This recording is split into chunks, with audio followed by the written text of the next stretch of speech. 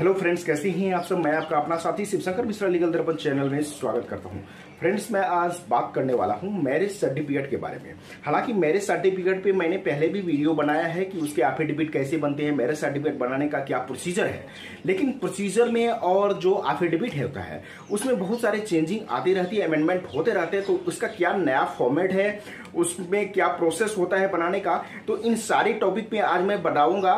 हालांकि वीडियो थोड़ा लंबा होगा तो आप लोग उससे घबराइएगा नहीं, वीडियो को लास्ट तक देखिएगा, जिससे कि आप लोगों को सारे कंफ्यूजन इसके बारे में क्लियर हो जाए। तो इसे जानने के लिए वीडियो को पे बना रहिएगा, और वीडियो देखने के बाद अच्छा लगे तो चैनल को ज्यादा से ज्यादा सब्सक्राइब, लाइक और शेयर करना कभी नहीं भूलिएगा, जिससे कि ज्यादा से ज्यादा व्यूअर्स को इनके बारे में पता चल सके। तो आइए फ्रेंड्स, जानते हैं सबसे पहले कि मैरिज सर्टिफिकेट बनाने के लिए एफिडेविट क्यों जरूरी होता है। फ्रेंड्स, एफिडेविट एक ऐसा पेपर होता है, दस्तावेज होता है, जिसमें सबसे पहले तो आपके पास मैरिज सर्टिफिकेट बनाने के लिए जो भी डॉक्यूमेंट्स लगते हैं वो डॉक्यूमेंट्स का पूरा डिटेल आ जाता है। दूसरी चीजें क्या होता है कि आप एफिडेविट्स के द्वारा ये आप अपने आप को शपथ खा रहे हैं कि आपने जो भी इसमें डिटेल दिए हैं वो सही दिए हैं, और कल हो के यदि कुछ डिटेल आपका गड़बड़ पकड़ा जाता है एफिडेविट में तो आपको जेल भी हो सकता है। इसीलिए एफिडेविट जो बनाए वो सही तरीके से बनाए, क्योंकि उस पर नोटरी भी होता है। ठीक है, तो ये सारी चीजें होती है। अब फ्रेंड्स, एफिडेविट में क्या चीजें होनी चाहिए, आपको क्या करना चाहिए। देखिए, सबसे पहले आप कोर्ट में जाएं, कोर्ट परिसर में जाके 10 रुपये का Indian non judicial stamp paper खरीद लें। स्टाम्प पेपर खरीद उसके नाम से खरीदें जिसके नाम से आपको मैरिज सर्टिफिकेट बनाना है। उसको खरीदने के बाद आप क्या कीजिए कि चाहे तो अपने टाइप कर सकते हैं, या फिर किसी टाइपिस्ट के पास जाएं, उनको बोलिए कि मैं मैरिज सर्टिफिकेट बनाने के चाहता हूं, तो इसके लिए एफिडेविट बनाना है। लेकिन उनके पास फॉर्मेट नहीं होता है सभी के पास, तो इसीलिए आपको मैं बता देता हूं कि उसमें चीजें क्या क्या होनी चाहिए कि आप खुद भी बना सकते हैं इसे। देखिए, सबसे पहले क्या है कि कुछ जो पॉइंट्स हैं, इसमें आपको 8 पॉइंट कवर होते हैं बेसिकली। तो 8 पॉइंट में सबसे पहला पॉइंट आपको देना है, जैसे आई डॉट डॉट, मतलब डॉट डॉट में जिसके नाम से बना रहे हैं उसका नाम, फिर वो यदि लड़की का बना रहे हैं तो डॉटर ऑफ, जिनके पिताजी का नाम उनके क्या है वो डॉटर ऑफ में लिख दीजिए। फिर उसके बाद विथ प्रेजेंट एड्रेस ब्रैकेट में आफ्टर मैरिज, मैरिज के बाद उसका एड्रेस क्या है वो एड्रेस मेंशन कर दीजिए। फिर उसके बाद लिखिए एंड परमानेंट एड्रेस ब्रैकेट में लिख दीजिए बिफोर मैरिज, शादी से पहले लड़की कहाँ रहती थी उसका पूरा डिटेल उसमें लिख दीजिए, एड्रेस लिख दीजिए। Here by solemnly affirm and declare as under, मतलब प्रेजेंट एड्रेस और परमानेंट एड्रेस दोनों लिख दीजिए, बिफोर मैरिज और आफ्टर मैरिज। ये क्लियर हो गया। उसके बाद फर्स्ट पॉइंट जो आएगा उसमें आप लिखिएगा that I am Indian citizen, that I am an Indian citizen. Second point में आप लिखिए that I got married to, जिससे आपने शादी किया है। यदि लड़की है तो लड़का का नाम, और लड़का है तो लड़की का नाम, लड़की का नाम लिखिए। फिर उसके बाद लड़की डॉटर ऑफ लिखेगी, लड़का यदि है तो सन ऑफ लिखेगा। तो जिससे शादी किया उसका डिटेल लिखिए। फिर रेजिडेंस ऑफ लिखिए, एड्रेस लिख दीजिए। फिर आपका शादी कहाँ पे हुआ है, जिस वेन्यू में हुआ वहां लिखिए, या जहां पे शादी हुआ है एट वो लिख दीजिए। फिर उसके बाद कितने तारीख को शादी हुआ था वो लिख दीजिए। तो कहने का मतलब है सेकंड पॉइंट में आप का आ जाएगा that I got married to, जिसका नाम, जिससे शादी किया उसका नाम लिखिए, वो किनके लड़के या लड़की हैं उनका नाम लिखिए, फादर्स नेम। फिर रेजिडेंस लिखिए, फिर ऑन कितने तारीख को शादी हुआ है वो लिख लीजिए। फिर कहाँ पे शादी हुआ है एट, वहां प्लेस का नाम लिख दीजिए। ये सेकंड पॉइंट हुआ। थर्ड पॉइंट पे यदि हम गौर करें तो थर्ड पॉइंट कहता है कि that my date of birth is, जो अपना एफिडेविट बना रहे हैं वो अपना डेट ऑफ बर्थ लिखिए। एंड आई हैड कंप्लीटेड, इस शादी में जो आपने डेट ऑफ बर्थ जो लिखा है वो at the time of marriage आपका कितना एज कंप्लीट हुआ है, तो लिख दीजिए that my date of birth is ये, and I had completed dot dot years of age at the time of marriage, marriage के समय आपने जितने एज कंप्लीट किया है वो डिटेल लिख लीजिए। अब चलते हैं नेक्स्ट पॉइंट की तरफ। नेक्स्ट पॉइंट, फोर्थ पॉइंट जो है उसमें लिख लीजिए that I was unmarried till the time of marriage on, जितने तारीख को मैरिज हुआ था वो date, and I did not have a spouse living at the time of marriage. इनके कहने का मतलब यह है कि मेरा शादी इतने तारीख को हुआ था, और जब तक शादी हुआ तब तक मैं रिलेशन में नहीं था, कोई भी मेरा पहले इससे शादी नहीं हुआ था, किसी के साथ मैं रिलेशन में नहीं था। अब नेक्स्ट पॉइंट जो होता है वो पांचवा पॉइंट जो है, that the marriage was conducted as per, जिस राइट के हिसाब में आपका हुआ वो, जैसे हिंदू है तो हिंदू राइट्स, मुस्लिम है तो मुस्लिम राइट्स, क्रिश्चियन है तो क्रिश्चियन राइट्स, ठीक है। तो ये लिख लीजिए कि that the marriage was conducted as per जो भी राइट है, जैसे मेरा हिंदू है तो हिंदू राइट्स। अब 6 पॉइंट जो है वो ये कहता है कि आप किस रिलीजन से बिलोंग करते हैं, तो that I belong to Hindu religion.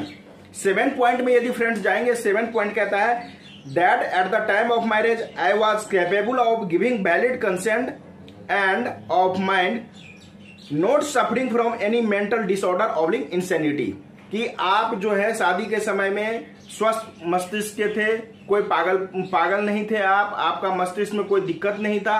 तो ये सारी चीजें ये पॉइंट 7 पॉइंट पे आ जाएगा।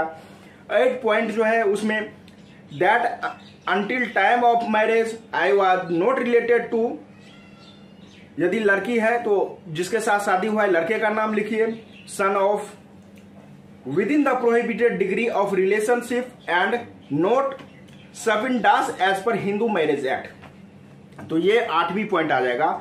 फिर उसके बाद वेरिफिकेशन, डेपोनेंट, ये सारी होते हैं। तो ये सारे कंटेंट जो होना चाहिए वो कंटेंट पे मैंने बता दिया है। हालांकि इसका जो है मैं आपको डिस्क्रिप्शन में भी आपका पीडीएफ का लिंक दे दूंगा, उसको आप ओपन करके देख सकते हैं कि किस तरीके से आप मैरिज सर्टिफिकेट बना सकते हैं, उसमें क्या क्या कंटेंट होता है। मैंने आपको डिक्टेट करके इसलिए बता दिया कि कितनों को कंफ्यूजन हो जाता है, क्योंकि इससे पहले जो ओल्ड एफिडेविट का फॉर्मेट था उस पर मैंने वीडियो बनाया था तो बहुत सारे व्यूअर्स को कंफ्यूजन हो गया, तो इसीलिए मैंने सोचा कि एक बार आपको डिक्टेट करके भी बता दूं। तो ये तो हुआ मैरिज सर्टिफिकेट के बारे में। अब फ्रेंड्स आता है कि आप यदि मैरिज सर्टिफिकेट बनाना चाहते हैं तो उसमें कौन कौन से डॉक्यूमेंट्स की जरूरत पड़ती है। तो फ्रेंड्स जहां तक डॉक्यूमेंट्स की बात करें तो जो भी वाइफ है, ब्राइड का जो है, ब्राइड का आपको एक आइडेंटिटी प्रूफ चाहिए।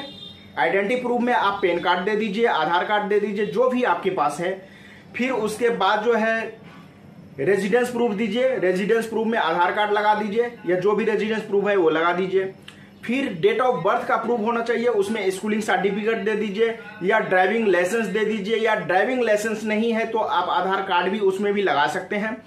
तो ये हुआ डेट ऑफ बर्थ प्रूफ। उसके बाद जो है एफिडेविट होनी चाहिए, 2 फोटोग्राफ होनी चाहिए। उसके बाद यदि ऐसे ही सेम चीजें जो है आपको लड़का जो है यानी हस्बैंड जो है उसका भी होना चाहिए, ग्रूम का भी होना चाहिए। तो कहने का मतलब ब्राइड और ग्रूम का दोनों का जो है identity proof, address proof, date of birth proof, 2 photograph, उसके बाद एफिडेविट, ये चीजें मैंडेटरी है। फिर 2, यदि आप हिंदू राइट के अनुसार शादी किए हैं तो 2 विटनेस चाहिए, विटनेस का ID proof, address proof, photograph चाहिए। और यदि आप स्पेशल मैरिज एक्ट के अंतर्गत शादी किए हैं तो आपको 3 विटनेस चाहिए होता है। तो विटनेस का भी आईडी प्रूफ, एड्रेस प्रूफ और आपको फोटोग्राफ चाहिए। विटनेस का एफिडेविट नहीं चाहिए होता है, ठीक है, ये क्लियर कर देता हूं। फिर इसके बाद अदर डॉक्यूमेंट में आप जाइएगा तो मैरिज का जो इनविटेशन कार्ड होता है वो इनविटेशन कार्ड भी होना चाहिए आपके पास। इनविटेशन कार्ड के बाद मैरिज का photograph eight the time of फेरा, यानी शादी के समय का जो फोटो है वो फोटोग्राफ भी आपके पास होना चाहिए।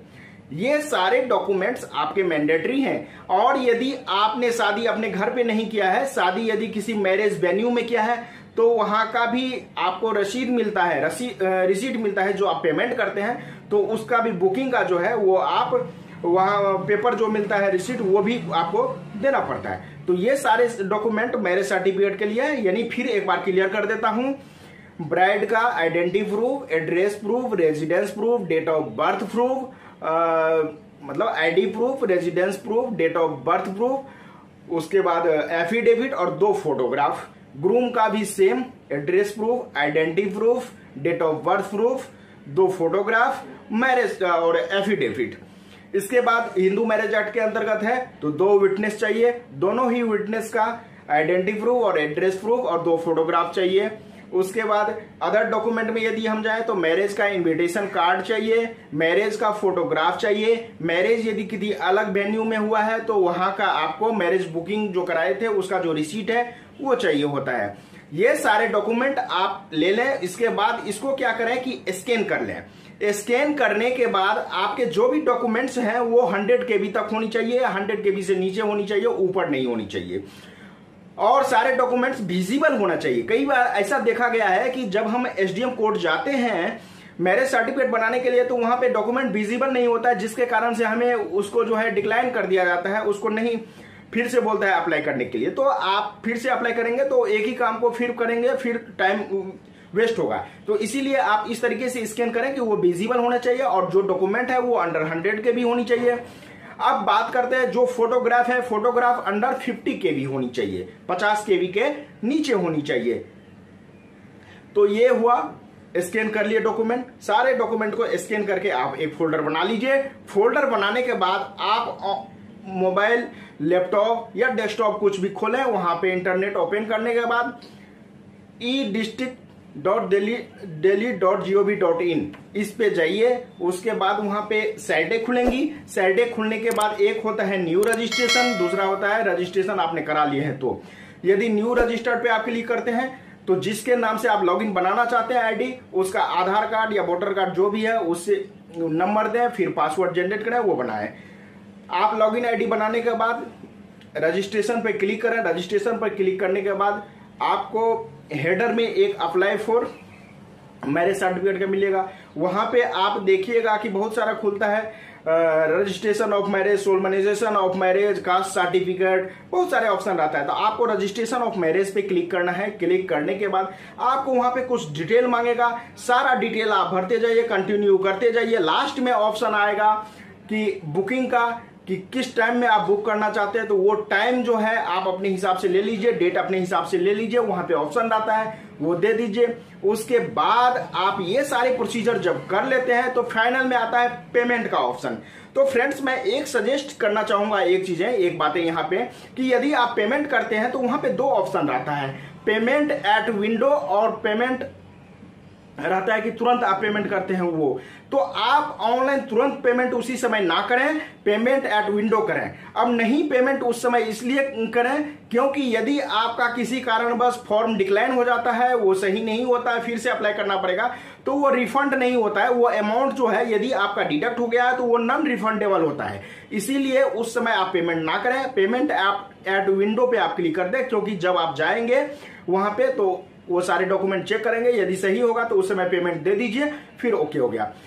यदि नहीं है तो पेमेंट एट विंडो पे आप क्लिक कर लेना। वो करने के बाद आपको एक्नॉलेजमेंट की रिसीट निकलेगी, वो एक्नॉलेजमेंट आप निकाल लीजिए और जितने डॉक्यूमेंट आपने इसमें अटैच किए हैं, ऑनलाइन दिए हैं, वो डॉक्यूमेंट ओरिजिनल एक सेट अलग रख लीजिए और उन सभी का जिरक्स कॉपी एक अलग बना लीजिए, एक्नॉलेजमेंट ऊपर में स्टेपल करके। फिर ये सारे डॉक्यूमेंट आप लेके चले जाइए जहां पे आपका जो भी SDM कोड पड़ता है, उस SDM कोड में वहां पे आएगा। ऑनलाइन जब आप फॉर्म फिलअप कीजिएगा तो वो एक्नॉलेजमेंट पे लिखा रहेगा कि कौन से एरिया में है आपका एड्रेस, तो वहां पे जाइए और ये सारी डॉक्यूमेंट आप वहां पे दिखाइए, सब कुछ हो जाता है। फिर वहां पे आपको SDM साहब के द्वारा जो गवाह ले जाते हैं, अच्छा गवाह आप ऐसा ले जाएं जो कि मैरिज अटेंड किया हो, क्योंकि मैरिज यदि उसने अटेंड किया होगा तो उनको सारी चीजें पता होगा। उनसे SDM साहब के द्वारा ये पूछा जा सकता है कुछ क्वेश्चन, जैसे कि मैरिज कहाँ हुआ था, मैरिज में आप थे या नहीं थे, मैरिज का वेन्यू क्या था, वो क्वेश्चन पूछे जा सकते हैं, एक फॉर्मेलिटी टाइप का नॉर्मल क्वेश्चन। तो उनका जवाब उनके पास होना चाहिए। यदि नहीं होगा तो उस समय आपको फिर वो कैंसिल कर दिया जाएगा। फिर ब्राइड और ग्रूम जो होता है उनसे भी सवाल कुछ पूछे जा सकते हैं इस तरीके के, तो उनके पास भी इसका जवाब होनी चाहिए, तो ये बताएंगे। फिर उसके बाद विदिन 21 डेज जो है आपका मैरिज सर्टिफिकेट, चाहे तो आप साइट से, जिस साइट पे आपने अप्लाई किए थे वहां पे लॉगिन आईडी करके आप जो है वहां से आप प्रिंट आउट निकाल लीजिए, प्रिंट का ऑप्शन रहता है, डाउनलोड करके निकाल लीजिए, वही आपका मैरिज सर्टिफिकेट हो जाता है। उसको आप जो है लेमिनेशन करा के रख लीजिए। या फिर यदि आप वहां पे नहीं है तो आपके जो मेल आईडी लॉगिन आईडी बनाते समय आपने दिए होइएगा, वो मेल आईडी पर भी आपका वो आ जाता है, तो वहां से भी डाउनलोड कर लीजिए। या मेल आईडी पे नहीं आता है तो साइट पे जाके आप प्रिंट में डाउनलोड करके आप निकाल लीजिए। एक प्रोसेस ये है। अब बात आती है फ्रेंड्स फीस की, क्योंकि बहुत सारे व्यक्ति को कंफ्यूजन रहता है कि फीस के बारे में, कि सर फीस कितना लगता है मैरिज सर्टिफिकेट बनाने में। तो फ्रेंड्स फीस की जहां तक बात करें तो फीस जो है यदि आप जनरल कोटा में बनाते हैं, ऐसे बनाते हैं तो आपको शादी का यदि 2 महीने हुआ है तो 500 रुपया फीस लगेगा। यदि 2 महीने से 6 महीने हुआ है तो 500 फीस प्लस 500 आपका पेनल्टी लगेगा, यानी 1000 रुपया आपको पे करना पड़ेगा। यदि 6 महीने से ज्यादा शादी का हो गया है तो 500 रुपया उसका फीस प्लस 1000 पेनल्टी, यानी 1500 रुपीज आपको देने पड़ेंगे वहां पे, 1500 रुपये। तो और 6 महीने से ज्यादा जितना भी हुआ तो फिर भी 1500 ही लगेगा। तो ये होता है। अब वहां पे 2 ऑप्शन रहता है, एक जनरल और दूसरा होता है तत्काल। आपको यदि 2 दिन में ही यदि चाहिए या 3 दिन में आपको चाहिए मैरिज सर्टिफिकेट तो आपको तत्काल में बुकिंग करवाना चाहिए। तत्काल में क्या होता है कि जो आपका फीस लगा इधर वो अलग, प्लस तत्काल का चार्ज 1000 रुपीज अलग से है, जो 1000 रुपया आप पेमेंट करते हैं। तो आपको तत्काल बेसिस पे 2 से 3 दिन के अंदर में आपका मैरिज सर्टिफिकेट बन जाता है। जनरल की स्थिति में आपको ज्यादा से ज्यादा 21 दिन भी लग सकता है, 21 दिन का वहां पे टाइम रहता है। तो ये सारी जानकारियां हैं, फुल डिटेल नॉलेज आपको मैंने मैरिज सर्टिफिकेट के बारे में आज बताया है, क्योंकि मैरिज सर्टिफिकेट आजकल बहुत ही इंपॉर्टेंट डॉक्यूमेंट माना गया है। बहुत जगह यहाँ पे जरूरी होता है। जब से सुप्रीम कोर्ट का 2016 में नोटिफिकेशन आया कि marriage certificate is mandatory document, उसके बाद से मैरिज सर्टिफिकेट बहुत ही इंपॉर्टेंट डॉक्यूमेंट माना गया और सब बनाना इनको चाहते हैं। बनाने में क्या होता है, उनको बहुत सारी कठिनाइयां का सामना करना पड़ता है, उसको कठिनाइयों को महसूस करना पड़ता है, कठिनाइयां जो है उनको आती है। तो इन कठिनाइयों से बचने के लिए ही मैंने पहले भी बहुत सारे वीडियो बनाया था, लेकिन आज मैंने एक क्लियर एंड कट जो अमेंडमेंट हुआ है उसके हिसाब से क्लियर एक वीडियो बनाया है। आप लोग वीडियो को पूरा देखिए गौर से। फिर भी आपको यदि कोई कंफ्यूजन आता है मैरिज सर्टिफिकेट बनाने में तो आप मैरिज सर्टिफिकेट बनाने के लिए हमसे कांटेक्ट कर सकते हैं। डिस्क्रिप्शन में यदि आपको मैं इसका लिंक दे दूंगा, आप एफिडेविट का भी और जो डॉक्यूमेंट्स लगता है सारे का मैं डिस्क्रिप्शन में लिंक दूंगा। आप उस पे जाके उसको पीडीएफ को खोल के आप खुद भी पढ़ सकते हैं। आपको यदि कोई क्वेरी हो फिर भी वीडियो देखने के बाद भी, तो आप उसका जानकारी आप मुझे कमेंट करके पूछ सकते हैं, मैं उसका जवाब देने का भी कोशिश करूंगा। तो आज जो मैंने आपको बताया है कि मैरिज सर्टिफिकेट में एफिडेविट किस प्रकार से बनते हैं, मैरिज सर्टिफिकेट बनाने के लिए कौन कौन से डॉक्यूमेंट की आवश्यकता होती है, मैरिज सर्टिफिकेट बनाने का ऑनलाइन प्रोसेस क्या है, फिर ऑफलाइन किस तरीके से आप एसडीएम कोर्ट में जाएंगे, वहां पे क्या प्रोसीजर होता है, फीसेस आपको कितने देने पड़ेंगे, तो तमाम टॉपिक पे, तमाम मुद्दे पे, तमाम प्रोसेस जो है मैरिज सर्टिफिकेट बनाने का वो मैंने आपको बताया है। आज तक के लिए इतना ही, फिर मिलेंगे नेक्स्ट वीडियो में, तब तक के लिए धन्यवाद।